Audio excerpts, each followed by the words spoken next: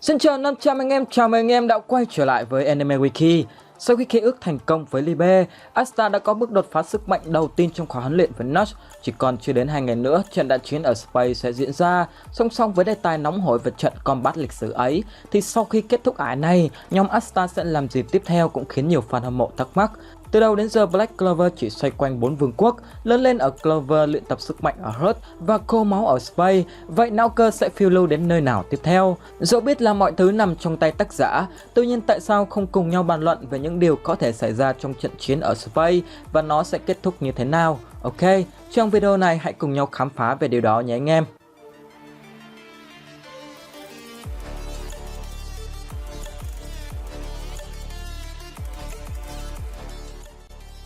Ở thời điểm hiện tại, Yami và William đã được sử dụng để hiến tế cho nghi thức triệu hồi và nuôi dưỡng cây Killer Force. Còn chưa đến 2 ngày nữa so với thời điểm hiện tại, cánh cổng minh phủ sẽ mở, Killer Force xuất hiện và sẽ phát triển hoàn thiện trong vòng 7 ngày tiếp theo. Sau 7 ngày đó, Yami và William sẽ chết, Killer Force sẽ hạ xuống để lộ ra cánh cửa minh phủ. Các ác ma bao gồm cả phần thực thể của Lucifer sẽ tràn vào nhân giới và tiêu diệt hết loài người. Con số ước tính là 90% nhân loại sẽ được hít nhang thay cần, ăn chuối thay cơm. Để đối phó, Notch đã lập kế hoạch dùng ma pháp dịch chuyển các pháp sư Clover vào bên trong lâu đài Space, giải cứu 2 đoàn trưởng trước khi Killer Force xuất hiện. Tức là họ có 3 ngày để chuẩn bị lực lượng. Tuy nhiên vì ma pháp dịch chuyển của Notch có giới hạn, nên Clover sẽ chỉ chọn ra những đoàn trưởng ưu tú nhất đi cùng Notch. Con số ước tính là 3 đến 4 người. Là người tình trong mộng, Charlotte chắc chắn sẽ không chịu ngồi yên đợi chờ để giải cứu Yami. Jack cũng như vậy. Bên cạnh đó thì Mereoleona cùng Nogel đều có mối thâm thù với Megicula, nên rất có thể 4 đoàn trưởng này sẽ đến Space cùng với Notch và những người còn lại sẽ tham chiến sau. Ngoài ra, nhóm Noel và các linh vệ của Hearth cũng sẽ tham gia trận chiến.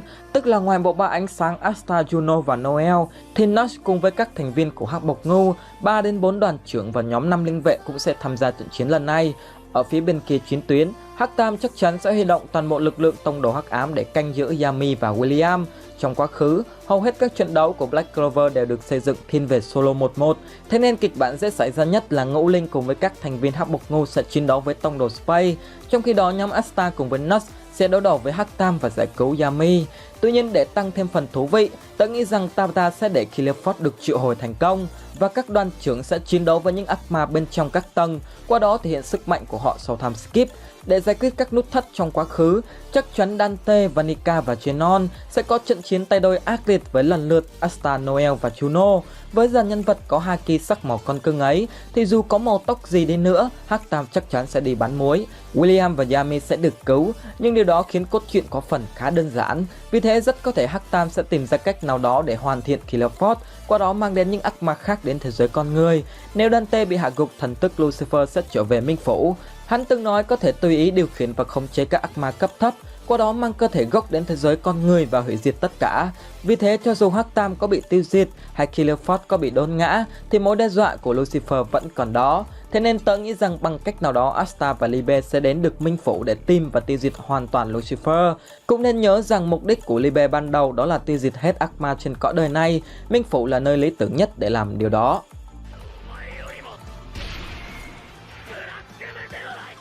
Từ khi xuất hiện, Notch mang theo rất nhiều bí ẩn. Anh ta không phải là đoàn phó ban đầu của Hắc Bộc Ngưu, sở hữu một cuốn sách phép kỳ lạ, rất am hiểu về cấm thuật và ác ma. Bên cạnh đó, Notch là một người chính trực nhưng lại có cách nhìn công lý có phần lệch lạc. Người tốt thì tốt từ đâu, không có chuyện cải tà quy chánh quay xe la bơ. Cũng chính vì thế, Notch rất ghét Hắc Bộc Ngưu và Yami. Thậm chí khi xuất hiện trong cuộc họp ở Clover, chúng ta cũng nhận thấy anh ta không hề xem trọng ma pháp vương và các đoàn trưởng. Trước time skip ở Clover cũng có một nhân vật gần giống với Notch, đó là Damnatio, kẻ sẵn sàng phán xét cả cha mình, hay mù quáng thủ tiêu Asta vì nghĩ rằng đó là công lý. Cả Damnatio và Notch không hẳn là những người xấu, họ đều muốn hướng tới những cái tốt cho đất nước. Tuy nhiên cách họ thực hiện công lý đi ngược lại với người khác và đôi khi nó có phần quá tàn nhẫn. Trong trận chiến lần này, lý do Notch trở về Clover và luyện tập sức mạnh cho Asta không phải là hoàn toàn muốn cứu Yami, mà là để tiêu diệt Hắc Tam và ngăn chặn thế giới bị diệt vong. Anh ta cũng đơn thuần mượn sức mạnh các đoàn trưởng, bởi biết rằng đơn thương độc mã không thể nào đánh bại được kẻ thù. Bên cạnh đó thì dù ở Space nhưng Notch nắm rất rõ thông tin từng thành viên Hắc Bộc Ngưu và biết về thân thế hoàng tử của Juno. Khi Hắc Tam tấn công Clover, chúng biết chính xác vị trí căn cứ Hắc Bộc Ngưu và Kim Sắc Nhột Xuất cũng như biết cả tên và ma pháp của Yami lẫn William. Điều đó khiến chúng ta nghĩ rằng Hắc Tam đã cài gián điệp vào vương quốc Clover. Thế nhưng đã bao giờ anh em nghĩ rằng Nash là người đã cung cấp tất cả thông tin đó cho Hắc Tam? Nói cách khác, anh ta đã lập ra toàn bộ kế hoạch để trận chiến ở Space diễn ra, qua đó hiện thực hóa mục đích bí ẩn của bản thân. Với một người thích bầu cua như Tabata, không gì là không thể. Trong trận đại chiến với tộc Elf, ông đã khiến fan hâm mộ trên toàn thế giới há hốc mồm kinh ngạc khi Jughead mới thực sự là kẻ đứng sau lên kế hoạch cho tất cả. Nếu Nash thực sự là boss cuối, thì mục đích của anh ta là gì cũng rất thú vị để suy đoán. Rất có thể đàn phó cố tình tạo ra trận chiến với Space lần này là để tích tụ sức mạnh ma pháp từ nhiều nguồn để thi triển một cấm thuật nào đó như hồi sinh người thân của anh ta. Hoặc với quan điểm cứng ngắc và lệch lạc về công lý, đàn phó rất có thể muốn nhân cơ hội tất cả lực lượng trụ cột ở Clover, Hurt và Space suy yếu để thực hiện phá lộn cái bàn thanh lọc thế giới. Đó là những dự đoán rất chi là hay ho về Nash. Anh em cảm thấy sao về điều này?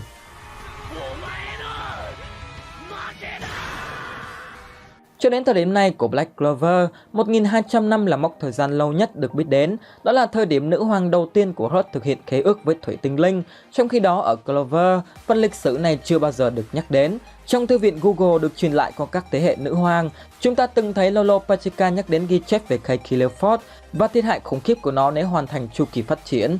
Lúc ấy chúng ta đã tự đặt câu hỏi phải chăng Killerford từng được triệu hồi thành công, nên người ta mới ước tính được thiệt hại của nó như vậy. Bên cạnh đó thì khi Lumere bị Jughead khống chế, ông cũng nhắc đến một cuốn sách cổ ghi chép về những ác ma. Giờ đây khi căn phòng ngập tràn đầu lâu nơi thực hiện khế ước với ác ma xuất hiện, đã khiến chúng ta một lần nữa đặt câu hỏi là trong quá khứ Clover đã xảy ra điều gì. Ở Space lần này khi Killerford xuất hiện, rất có thể nó sẽ giải đáp phần nào những mảnh ghép còn trống trong quá khứ. Ngoài ra chúng ta đều biết quê hương của Yami là Tử Hino Quốc. Cuốn sách của Nash cũng mang đến nghi vấn anh từng sống ở lục địa khác. Theo cốt truyện của hầu hết các bộ anime shonen, cuộc phiêu lưu của nhân vật chính sẽ phát triển dần từ cấp làng, cấp quốc gia, sau đó đến cấp liên lục địa nơi thể hiện tài năng với những pháp sư lục địa khác. Ở thời điểm hiện tại, trong tứ quốc, trừ Kim Cương Quốc thì nhóm Asta đã khám phá hầu hết mọi vùng đất. Một chuyến đi ngắn đến Kim Cương Quốc thăm người bạn cũ Mars và sau đó lên đường khám phá lục địa mới là điều rất nhiều fan mong ngóng. Điều này nghe có vẻ hư cấu, thế nhưng Juno là người duy nhất sở hữu cỏ 4 lá trong chuyến đột kích Space lần này. Khi Zenon tấn công kim sắc nhật xuất, chứng kiến sự tuyệt vọng của hoàng tử, nhưng tưởng có 5 lá sẽ được sinh ra. Thế nhưng có vẻ nỗi đau đó chưa đủ đồ với Juno. Từ khi xuất hiện, Tabata đã khắc họa Juno như một thiên tài ma pháp với tài năng vượt trội hơn so với Asta và Noel. Thế nhưng trong time skip, tiên sinh lại để Juno lùi một bước khi không cho cậu đến Hurt để luyện tập sức mạnh tự nhiên. Giờ đây có thể thấy Asta và Noel đã dần cân bằng sức mạnh với Juno. Thậm chí sau khi khế ước thành công với Libe, Asta còn mạnh hơn rất nhiều nữa. Một cú búp lớn cho con cưng là điều Tabata có thể làm. Cỏ 4 lá chuyển đổi thành 5 lá, mang đến cho Juno lượng sức mạnh khổng lồ, sau đó tiêu diệt Zenon. Điều đó cũng rất thú vị phải không nào? Vừa rồi chúng ta đã cùng nhau chăm rõ về cái kết và những điều thú vị diễn ra sau khi trận chiến ở Space kết thúc. Mọi thứ còn tùy thuộc vào quyết định của Tabata. Theo anh em, cuộc phiêu lưu tiếp theo của Asta và đồng đội là ở đâu? Hãy để ra ý kiến của riêng mình ở phần bình luận. Còn bây giờ xin cảm ơn anh em đã lắng nghe. Xin chào và hẹn gặp lại anh em trong những video sau của Anime Wiki.